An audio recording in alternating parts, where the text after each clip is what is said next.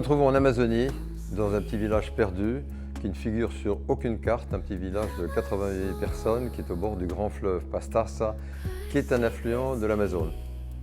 Alors, nous sommes en Équateur. L'Équateur est un petit pays en Amérique du Sud. Donc, au-dessus, il y a la Colombie, en dessous, il y a le Pérou, là-bas, il y a le Brésil. Et le bassin ici, c'est le bassin amazonien, mais le bassin amazonien, c'est immense parce que c'est 8 ou 9 pays, dont le Brésil, la Guyane française, le Suriname, la Guyana, le Venezuela, la Colombie, l'Équateur, le Pérou. Elle est adossée à la cordillère des Andes. Là, il y a les dernières collines. Ensuite, là, ça devient tout plat. Et là, on voit que c'est plat parce qu'on voit les cours d'eau qui serpentent et qui changent de cours parce que c'est plat. Il n'y a plus de pente. Ici, c'est plutôt, Napourac, c'est un climat qui est relativement tempéré par rapport à cette zone-là. Par exemple, là où j'ai été, la zone de Bameno, les Waorani, j'ai trouvé que c'était plus dur à s'y porter qu'ici. Et alors, la capitale économique, c'est ici, Guayaquil. Comment on arrive là? Parce qu'il n'y a pas de route. Il n'y a pas d'indication, il n'y a pas de train, il n'y a rien, on ne peut pas y arriver. J'y suis arrivé grâce à une bande dessinée que j'ai découverte grâce à un anthropologue qui l'avait dessinée. Sandro Pignocchi a publié un bouquin qui s'appelle Anent. Anent, c'est le nom des chants sacrés des Indiens. J'ai découvert cette BD, c'était très joli. J'ai été voir le dessinateur, anthropologue, qui m'a dit « mais si ça t'intéresse, mais viens voir le village ». Tu prends un charter jusqu'à Quito, tu prends un bus, 8 heures de bus jusqu'à Macas. À Macas, tu loues un monomoteur. Et je suis arrivé, après 2 heures de survol de la forêt, dans le petit village de Napourac.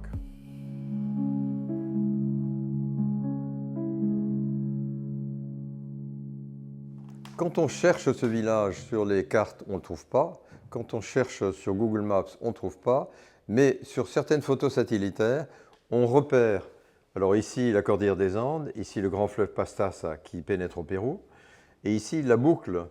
Ici, on voit très bien la piste d'atterrissage avec les 3 toits en zinc, qui sont les seuls toits en zinc du village, c'est-à-dire la halle municipale, la chapelle et l'école. Tout le reste, ce sont des toits en palme, et donc le satellite ne les voit pas. Alors, il se trouve exactement au bord du fleuve Pastaza. Alors le fleuve Pastaza, ici on voit, il a 500 mètres de large. C'est un affluent de l'Amazone, c'est un fleuve énorme qui est difficilement navigable parce que comme il est près des montagnes, il monte et il descend en fonction des pluies. Et ça, c'est l'environnement naturel de ce petit village qui a été créé en 1999, tout récemment. Voilà le petit village qui est dispersé, comme camouflé dans la forêt. C'est l'habitat naturel. C'est-à-dire que la forêt abrite, protège de la pluie et du soleil, protège du vent, et en même temps, ils sont au bord du fleuve. La particularité de ce village, c'est que ce sont ceux qu'on appelait autrefois les Jivaros, qui étaient des guerriers, des chasseurs guerriers, nomades, qui faisaient des razzias dans les villages d'à côté pour enlever les épouses. Ils tuaient les maris, ils coupaient la tête de leurs ennemis et puis ils les réduisaient. Ils enlevaient les os, ils faisaient bouillir, ils cousaient les paupières et la bouche, et ça faisait des petites têtes réduites avec une chevelure très longue. On en trouve encore au musée d'anthropologie de Cuenca. Heureusement, ils ne font plus ça, c'est fini. Mais c'était des guerriers. Qu'est-ce qui leur est resté de ça? Les missionnaires salésiens sont passés par là. Ils ont pacifié en leur disant arrêtez de vous entretuer. Ils les ont sédentarisés parce qu'un village, ça permet d'avoir une piste d'atterrissage, une école et puis une chapelle. Donc ce ne sont plus des guerriers. Ils ont gardé quand même ces peintures qui étaient autrefois des peintures de guerre. Alors ça, c'est Yurinkias, qui est un des sages du village, de ceux qui ont la connaissance de tout. Là, c'est le jus de liane qu'on fait cuire, qu'on fait revenir, et c'est une peinture noire un peu grasse, mais qui ne reste pas. Le soir, il lave le visage et il recommence chaque matin. Chaque famille a son maquillage, sa peinture faciale, et en principe, ça doit rappeler un totem. Le totem, ça peut être le jaguar, l'aigle, le serpent, la tortue, le singe, le hibou. Ce sont des animaux qui leur apparaissent quand au moment de la fin de l'adolescence, le passage à l'âge adulte, ils ont un rite qui est la prise d'ayahuasca, qui est une substance hallucinogène. Ils font des rêves psychédéliques, des rêves particuliers, ils volent, ils voient des formes géométriques, et s'ils ont de la chance, ils voient un animal qui leur apparaît et qui va rester ensuite leur totem. Clemente, c'est un jeune qui est venu dans le village parce qu'il a épousé une fille du village. Le principe là-bas, c'est que les garçons vont dans les villages dont ils épousent les jeunes filles. Et lui, il s'est fait une peinture, et On a l'impression que c'est le masque du serpent, parce qu'il y a cette flèche sur le nez qui est assez intéressante. Ici, on a un personnage très intéressant, c'est le chef du village. Pedro, c'est le maire. Et alors, le maire est élu pour 2 ans, mandat non renouvelable, c'est très démocratique. Lui, c'est son 3e mandat, parce que comme ils sont seulement 7 pères de famille, ça ne se bouscule pas pour être maire, parce que c'est quand même une corvée. Donc lui, c'est la 3e fois qu'il le fait. Il a une espèce d'autorité morale. Qu'est-ce qu'il tient là? Il tient le missel, parce qu'il est en même temps le prédicateur. Prédicateur de la communauté, ça veut dire que chaque dimanche, il bat le tam-tam, il rassemble les fidèles dans la chapelle. Il y a une chapelle qui est construite exprès pour ça. Et il leur lit la messe. Il est assis derrière un bureau, il leur lit la messe en hachoir. Il ne peut pas la dire, parce qu'il n'est pas ordonné prêtre, donc ce n'est pas un sacrement. Mais il lit la messe en hachoir, il fait chanter les cantiques en hachoir, et la population chante en hachoir. Tout ça, c'est le fruit du travail des missionnaires salésiens, du Père Boll, mais qui a traduit aussi dans leur langue tous les textes sacrés. Il a fait un travail extraordinaire. Pourquoi il est élégant? C'est amusant, c'est parce que c'est dimanche et qu'il va à la messe. Et donc il s'habille, on dirait qu'il se met sur son 31, mais vous voyez les efforts qu'il fait pour être propre, élégant. Ils tiennent beaucoup à l'élégance. Tous les lundis matins, les jeunes qui vont à l'école se présentent en chemise blanche pour les garçons, en pantalon, les filles en chemise blanche ou rose, avec une petite jupe. Ils se mettent au garde à vous, on fait le lever des couleurs et ils chantent l'hymne national équatorien en hachoir. Ici, on arrive devant les enfants que j'ai mis tous ensemble pour montrer qu'ils sont heureux, qu'ils sont sains. Ils ont une grande qualité dans cette communauté, c'est qu'ils sont tout le temps en train de plaisanter. Déjà, les enfants, c'est la moitié du village. Il y a 88 personnes, la moitié, c'est des enfants. Ils vivent avec des animaux apprivoisés. Là, on ne le voit pas, mais il y a aussi un perroquet qui vient tous les matins dans la case chercher son manioc et puis qui repart. Donc, ils sont complètement dans la nature et ils sont heureux, ils sont épanouis. Ils travaillent le matin, ils jouent au foot l'après-midi, c'est des passionnés de football. C'est pour ça qu'ils ont souvent des t-shirts de foot, y compris ceux qu'on leur apporte. Mais sinon, c'est ceux qu'ils achètent sur les marchés dans la ville d'à côté. La seule chose qu'on ne voit pas, c'est qu'ils ne sont pas très grands parce qu'ils n'ont pas de laitage. Donc, ils n'ont pas de calcium pour la croissance. Il n'y a pas de produits, il n'y a pas de vache, donc il n'y a pas de lait, il n'y a pas de produits laitiers. Ils peuvent se nourrir tant qu'ils veulent parce qu'il y a le fleuve qui est très riche en poissons, il y a du gibier, et puis il y a tout ce qu'il faut comme légumes. Donc ils ne manquent de rien, et ils sont bien portants. Et alors surtout, j'insiste auprès des enfants qui viennent, parce qu'il y a des classes aussi qui viennent voir ces photos, ils n'ont rien, mais ils ne savent pas qu'ils n'ont rien, parce qu'ils ont tout, ils ont la nature. Mais ils n'ont pas de vélo, ils n'ont pas la télé, ils n'ont pas de Game Boy, ils n'ont pas de jouets électroniques, ils n'ont pas de jouets tout court, mais ils sont très heureux, parce que ils ont la nature qui leur appartient. Et puis quand ils ont envie, ils prennent une pirogue, ils vont se balader sur le fleuve. Ils font des choses qu'ici on ne ferait plus. Les plus petits, ils prennent la machette. La machette, c'est quand même, c'est un outil, mais c'est une arme, ça coupe. Et là, on voit la disproportion entre la taille de la machette et la taille de ce gosse de 6 ans. Et qu'est-ce qu'ils font là? Tous les deux, pieds nus, ils montent sur les troncs. Ils vont couper les fruits en haut, ils les font tomber et après ils les ramassent dans ces paniers tressés qui tiennent sur le front et qui ramènent à la maison. Et donc ils travaillent, mais ils sont dans la nature et ils sont heureux et ils sont épanouis. Pour moi c'est une grande leçon parce qu'ils n'ont pas conscience de ce qui leur manque, mais qui ne leur manque pas finalement. Ils voudraient apprendre davantage, ils voudraient des manuels scolaires, ils veulent apprendre davantage l'espagnol. Alors ils ont des instituteurs bilingues, hachoir, espagnol, et en plus ils voudraient apprendre l'anglais pour accueillir les touristes. Donc ils veulent aussi des manuels en anglais. Ici, le petit avion qu'on loue à Macas, c'est un peu sportif parce que pour sortir de Macas, on escalade un petit bout de cordillère et donc on s'accroche. Et puis il faut qu'il passe la cordillère et qu'il redescende sur la forêt amazonienne. Mais c'est une expérience extraordinaire. Là, une famille, Marco, c'est un des fondateurs avec Pedro. Ils sortent de la messe, donc ils sont habillés comme un dimanche. Lui, il a sa chemise, elle a sa chemise rose. La chemise rose, c'est la chemise de fête pour les femmes. La peinture faciale pour les femmes, c'est des ronds rouges avec un point. Et pour les hommes, c'est toujours des raies noires. Ils sont obligés de le faire pour les jours de fête, pour les cérémonies, pour les réunions du conseil municipal, pour toutes les occasions officielles et quand ils accueillent des invités. Alors lui, il est en rouge. Bon, il n'est pas du village. C'est Cristobal, c'est un instituteur. Les instituteurs tournent. Ils sont formés par les autorités, le ministère de l'Éducation équatorien, et il faut qu'ils soient capables de faire l'enseignement bilingue. Donc lui, c'est espagnol hachoir. Alors ici, on arrive chez deux jeunes aussi. Jorge. Alors lui, il s'est mis deux petits points rouges. Pourquoi? Parce que de toute façon, là, il a une pagaie, une grosse pagaie en balsa. Donc c'est un bois assez épais, mais léger. Et donc, comme il va dans l'eau, ben, il s'est mis juste deux petits points rouges. Et il n'a pas besoin de se faire davantage.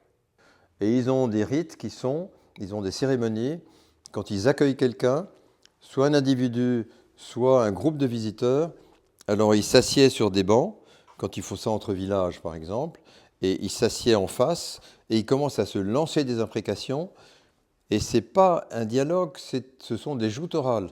Et ils s'envoient, ils n'écoutent pas ce que dit l'autre, mais ils crient, ils vident tout ce qu'ils ont sur le cœur. C'est plus qu'un cérémonial, c'est une façon d'évacuer l'agressivité. Alors il y a la pêche classique à la traîne avec le fil nylon et l'hameçon depuis la pirogue dans le fleuve, dans le grand fleuve. Et là ils pêchent des gros poissons, des poissons-chats qui sont gros et lourds, mais qui sont très nourrissants. Et sinon, dans la rivière, parce qu'il y a des petites rivières qui arrivent dans le fleuve, ils mettent un filet en travers et ils récupèrent le poisson. Le poisson vient se prendre dans le filet. Là, un petit piranha. Le piranha, c'est très bon à manger. On se fait toujours une idée qu'on a peur. Mais là, moi, je n'ai pas été mordu par un piranha. En revanche, j'en ai mordu un, c'est très bon. Dans une forêt naturelle, il y a des arbres qui tombent régulièrement, soit par vieillesse, soit emportés par une tempête. Il y a des troncs d'arbres partout. Ils font des trous, ils enlèvent l'écorce, ils creusent, et puis ils arrivent à la partie, le cœur du tronc. Et le cœur du tronc en putréfaction, c'est quelque chose de mou et de chaud parce qu'ils m'ont fait mettre la main dedans. Donc ça sent très très fort. Et puis c'est chaud. Et quand on met la main comme ça, on arrive à sortir des larves de charançon. Et ces larves, qui sont énormes, qui bougent beaucoup, c'est des protéines. Alors la première fois, ils m'ont dit tiens, tu peux en prendre une, mange-la. Et je l'ai mise dans la bouche, la bête n'était pas contente, elle gigotait. Et ils m'ont dit mais non, ils ont éclaté de rire parce qu'ils adorent plaisanter. Ils m'ont dit mais non, tu y es pas. Il faut prendre la tête, la couper avec les dents, jeter la tête, et puis après la bête est morte et tu peux la mâcher. Alors ça, c'est une nourriture facile à trouver, mais eux ne mangent pas cru, eux font cuire ça. Quand c'est cuit, c'est un peu réduit et ça a plus de goût. Bon, mais moi j'en ai mangé cru et je suis toujours là. Là, c'était une chasse miraculeuse. Il y avait une harde de sangliers qui est venue se jeter sur le village. Voilà, ils se sont perdus. Ils ont sorti leur carabine parce que on verra après la chasse à la sarbacane, le sanglier il a une peau épaisse, ça ne marche pas avec les flèches de sarbacane. Et ils en ont tué 6. Et 6 pourquoi? C'était un par famille. Parce que c'est des gens qui respectent l'environnement, qui s'imposent des règles très strictes, et jamais ni les femelles, donc les laits, ni les petits, les marcassins. Et donc là, ils ont laissé partir tout le reste de l'arde, et ils ont tué uniquement 6 adultes. Donc la viande, et puis les bananes plantains, et là on voit le manioc. Tout ce qui est blanc, c'est le manioc. Par mesure d'hygiène, au lieu de rôtir sur le feu, comme nous on ferait pour de la viande comme ça, ils la font bouillir. Comme ça, ils sont sûrs qu'il n'y a pas de parasites. Eh bien, la viande de sanglier bouillie sans sel, on fait mieux. Pour mettre la table, ils n'ont pas de nappe. Ils prennent une feuille de bananier qui fait toute la longueur de la table, ils en mettent 2, et ça y est, la table est mise. Alors, coucher de soleil sur le fleuve Pastas. Le fleuve Pastas est un fleuve majestueux, qui est calme en apparence, mais qui peut être violent en fonction des crues. Sur les bords, ça a l'air calme, mais au milieu, le courant est assez fort. Il peut y avoir des tourbillons. Alors, on peut nager sans problème. Des piranhas, il y en a peut-être, mais pas là, parce que ce n'est pas une eau dormante. Seul danger, c'est il y a des poissons torpilles avec une épine. Il ne faut pas marcher dessus. Donc, il faut éviter de marcher sur le fond quand on est dans l'eau, parce que l'eau, on ne voit pas, l'eau est boueuse. Mais sinon, on risque absolument rien. Il n'y a pas de crocodile, il n'y a pas d'alligator, il n'y a pas de... J'en ai pas vu, on m'en a pas parlé. La pluie équatoriale, quand elle commence, elle dure. Et puis on est très bien à l'intérieur des cases parce que ça tombe dru. Alors ça, c'est les jeunes. On voit le jeune. Alors lui, c'est le second frère de Flavio. C'est Marlon. Et Marlon, il a la tradition des peintures et il a les cheveux longs. La tradition, c'est qu'on n'a pas le droit de se couper les cheveux. Et lui, on voit que c'est pas un zazou, mais c'est un jeune plus évolué qui a été à la ville, qui s'est coupé les cheveux, qui a rapporté une chaîne en or, qui s'est acheté une chemise à fleurs style hawaïen. Et on sent que, oui, il a la tradition, mais il est déjà un peu de l'autre côté. Et alors ça, c'est une fille qui a un t-shirt OM. Bon, ça, c'est ma faute. Et ils n'ont pas tous des t-shirts OM. Et je précise quand même qu'ils ont aussi PSG et Racing Club de Lens. Alors, on va dans l'autre salle. L'habitat. L'habitat, en commençant par ici, et ils ont une technique de fabrication qui est assez extraordinaire parce qu'ils prennent des gros palmiers pour les piliers. Ensuite, ils prennent des palmiers un peu moins gros pour la poutre principale. Puis des palmiers plus petits pour les intermédiaires. Et ensuite des palmiers fins.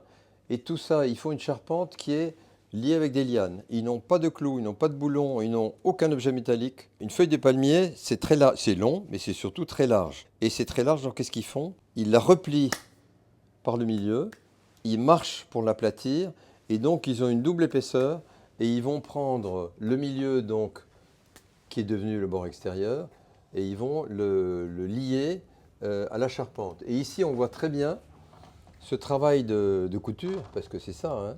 Donc on voit les feuilles superposées, donc ils partent par le bas, ils remontent de plus en plus haut, et c'est une couverture qui est totalement étanche. Un toit normalement est remplacé tous les 5-6 ans. Il dure 5-6 ans. Et une cabane, on la fait en 3 à 6 mois, selon que c'est un travail collectif ou un travail d'une famille seule. Alors, on arrive à la chasse. La chasse, ils ont des sarbacanes. Et dans cette communauté-là, ce sont des sarbacanes en bambou. Et le bambou, il est creux, mais il a des petites cloisons, donc ils percent tout ça. Ils passent un fil avec du sable, et le trou du canon est lisse. Et grâce à ça, ils peuvent tirer ces flèches qui sont du bambou très fin, en pointe, avec le bout trempé dans du curare, c'est du poison. Et pour tirer, ils mettent la bourre, c'est-à-dire ils mettent son petit sac à bourre, c'est comme du coton, une laine de coton, et il met ça autour de sa flèche, et quand il met la flèche en sarbacane, c'est ça qui va donner l'étanchéité, parce que le diamètre de la flèche est très inférieur au diamètre du canon. Mais le poison, une fois qu'il est froid, qu'il a séché, est inactif. Mais quand on touche, quand la flèche pénètre un animal à sang chaud, que ce soit un oiseau ou un singe, la circulation du sang va réveiller, va faire fondre le curare, et le curare va instantanément se répandre et paralyser l'animal. Il n'y a pas d'effet secondaire, c'est-à-dire que ça ne dure pas longtemps, et après on peut manger sans problème de la viande de singe ou de l'oiseau. La sarbacane, c'est un tube, il n'y a pas de viseur, il n'y a rien, il n'y a pas de repère. Mais ils ont surtout une vue exceptionnelle, parce que lui, Santiago, qui est un peu le chaman, parce qu'il a une connaissance parfaite des herbes de la forêt, des lianes, de toutes les propriétés pharmacologiques des plantes, lui, il est capable de voir ces petits oiseaux. Alors celui-là est coloré, mais celui-là est noir. Il les voit à 4 mètres dans les branches. Et je me souviens que cette partie de chasse, il m'a dit, tu as vu là-haut? Et moi, j'ai rien vu du tout. Et lui, tac, il a réussi à faire tomber un petit oiseau comme ça. C'est une chasse d'appoint, c'est pas ça qui les nourrit. Mais s'ils ont la chance de tomber sur des singes, alors là, effectivement, il y a de la nourriture. Ils ont un rite, et c'est propre à cette communauté à Napourac, parce que tous les Hachoirs ne font pas ça, et les Chouars ne le font pas du tout. À 4 heures du matin, ils se réunissent dans une des cases des familles, et la mère de famille a fait infuser dans la marmite, sur le feu, dans de l'eau, des grosses feuilles de guayusa. Et c'est comme du thé, mais c'est des feuilles fraîches, c'est pas des feuilles séchées, et c'est un peu amer. Mais quel est l'effet de ça? On en boit, et on en reboit, et quand on a bu 1 litre, on sort en courant de la case et on va vomir dehors. Ils font ça tous les matins par hygiène, c'est comme un lavage d'estomac quotidien. C'est toujours pour éviter les parasites, c'est comme le fait de faire bouillir la viande. Cette purification faite, ils reviennent dans la case, et c'est l'heure du petit déjeuner. Le petit déjeuner, c'est la bière de manioc, c'est la chicha. C'est quoi la chicha? Le manioc, c'est cette belle racine blanche qu'on a vue là-bas dans les assiettes. Quand c'est coupé en petits morceaux, les femmes prennent les morceaux et les mâchent, et puis les jettent dans une marmite avec de l'eau. On couvre ça, et au bout de, je ne sais plus, je crois que c'est 10 jours, ça fermente, ça bouillonne. Une fois que ça a fermenté, alors on prend le tamis et on jette les morceaux, et il reste ce breuvage qui est un peu amer, comme un peu pétillant, très légèrement alcoolisé, c'est pour ça qu'on parle de bière, mais qui sert à la fois de boisson et de nourriture. Donc les enfants peuvent en prendre, ça n'est pas dangereux pour eux. Les adultes en prennent, et il y a par exemple une tradition qui est amusante. Quand ils ont des réunions du conseil municipal, il y a un ordre du jour qui est en espagnol, le compte-rendu sera fait en espagnol, les débats sont faits en hachoir, mais la règle c'est que chaque point de l'ordre du jour doit être voté et adopté à l'unanimité. Le conseil ne peut se lever qu'une une fois qu'ils ont tout adopté à l'unanimité. Et lors de ma première visite, il y a eu un conseil qui a duré 7 heures parce qu'ils n'étaient pas d'accord sur je ne sais pas quel point. Mais pendant ce temps-là, ils boivent, et ils boivent, et ils boivent. Et à la fin, ce sont des éclats de rire tonitruants. C'est la joie la plus éclatante. Et ils sortent contents parce qu'ils ont tout adopté à l'unanimité. Et je trouve que c'est une magnifique leçon de démocratie parce que, bon. Et de toute façon, ils sont obligés d'être d'accord parce que 7 ou 8 familles, il n'y a pas de place pour les disputes. Ils vont sur la piste d'atterrissage qui fait quand même 500 mètres de long. Et à 4 pattes, avec la machette, ils poussent la machette, ils désherbent à la machette. Et ils sont obligés de le faire parce que l'herbe pousse très vite avec la pluie. Il faut que la piste soit dégagée pour qu'on voit les trous. Et le vrai obstacle pour les pilotes, ce sont les trous de taupe, des gros trous de grosses taupes. S'il prend un trou de taupe, il peut casser le train avant. Et tout ça pour dire que il y a des corvées, il y a des tâches collectives. Donc le grand débat, c'est est-ce qu'on se mobilise pour telle tâche? Est-ce que c'est prioritaire? Ou telle famille veut finir sa case d'abord? Donc il y a tout un cahier des charges sur qu'est-ce qu'il faut faire. Alors la tradition, c'est que les parents peignent les enfants pour leur apprendre. Alors là, on voit, je crois que c'est Jürgen, celui qu'on a vu là-bas, qui se peignait tout seul.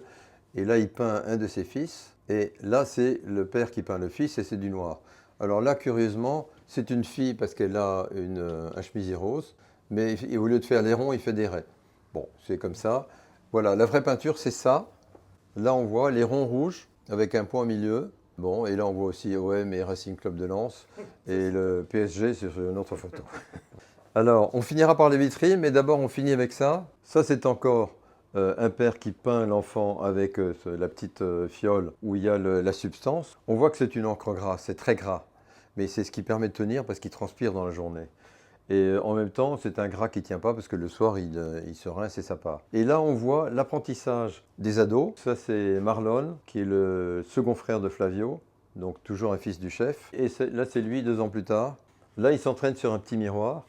Et là, je ne sais pas comment, ils ont récupéré un grand miroir. Et on voit les mains qui tiennent le grand miroir. Et ils ont le pagne de cérémonie. Alors, c'est des tissus qu'ils achètent en ville. Et parce qu'eux tissent des bandanas, des tours de tête, mais ils ne tissent pas du tissu comme ça. On va rendre hommage à Alessandro Pignocchi, qui est celui qui m'a permis d'arriver à Napourac avec sa bande dessinée Anent, Nouvelle des Indiens Jivaro. Et là, on voit lui avec les familles de Napourac. Lui, c'est un disciple de Philippe d'Escola, qui a écrit Les Lances du Crépuscule avec les Indiens Jivaro de Haute-Amazonie, à l'époque où on les appelait encore les Jivaro. Et en fait, lui, il a étudié des familles qui ensuite sont parties à Napourac. Et donc, dans sa bande dessinée, il y a la partie de Descola 20 ans avant, en noir et blanc, et la partie que lui dessine en couleur, où il raconte l'histoire des mêmes familles, mais une génération après. Et c'est très joli, et c'est ce qui m'a donné envie d'aller connaître ces gens.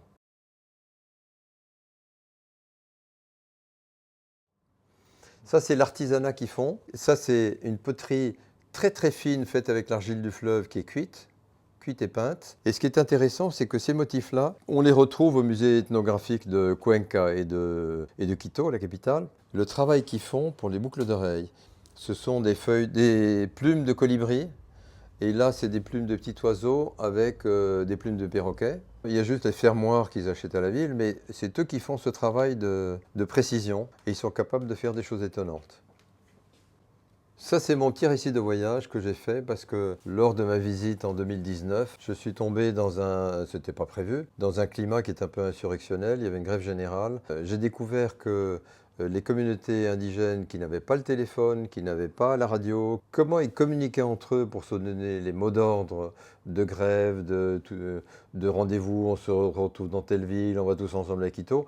Eh bien, ils faisaient ça par les médias sociaux, par Facebook. Non seulement ils utilisaient Facebook, mais ils le faisaient dans leur langue. J'ai découvert tout ça, j'ai trouvé ça fabuleux. Donc j'ai écrit ce petit récit sur l'ancien numérique, qui est l'expression qu'ils se sont donnée eux-mêmes, parce qu'ils ont compris qu'ils avaient un saut qualitatif, qui n'était plus le lancier qui lançait des lances ou qui soufflait dans les sarbacanes, mais que leurs lances et leurs flèches étaient numériques. Et donc ils utilisent Internet comme une arme. Et ils font des choses absolument extraordinaires, y compris le fait de monitorer, de suivre sur les photos satellitaires de Google Earth à travers la liaison satellitaire d'Internet qu'ils ont, de voir les incursions. Alors là, on voit la réserve des Waorani, en dessous de Orellana, entre le fleuve Coca et le fleuve qui est en dessous, qui serpente là, en violet. Et on voit ici un pipeline qui descend avec une piste à côté. Et normalement, la zone qui est à côté est interdite. Et alors, eux surveillent parce qu'il y a 2 ou 3 pistes qui commencent. Et qu'est-ce qu'ils font? Quand ils repèrent ça sur les photos satellitaires, ils saisissent les tribunaux, ils attaquent l'État, parce qu'ils disent que c'est l'État qui ne fait pas respecter le périmètre réservé. Ils ont gagné certains procès, il y en a d'autres qui sont en cours, mais ils ont changé d'époque. Ça n'est plus, ils ne font plus la chasse aux ingénieurs techniciens avec des lances et des flèches, mais c'est la chasse devant les tribunaux. C'est assez fabuleux de voir cette évolution, cette prise de conscience de leurs moyens, la prise de conscience de leurs droits, et le fait qu'il y a d'autres moyens simplement que la violence.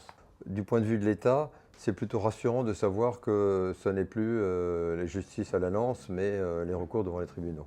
Pourquoi cette expo? Parce que j'avais envie de les aider. Alors, il y a 2 choses dont ils ont besoin, et ils m'ont demandé de les aider. J'expliquais tout à l'heure que Napourac, c'est au bout de nulle part, il n'y a pas de route, donc il faut prendre un petit avion. Et donc effectivement, il y a peu de touristes qui vont les voir, et ils ont besoin de touristes, parce que même à 35 $ par jour, c'est rien pour nous, c'est beaucoup pour eux.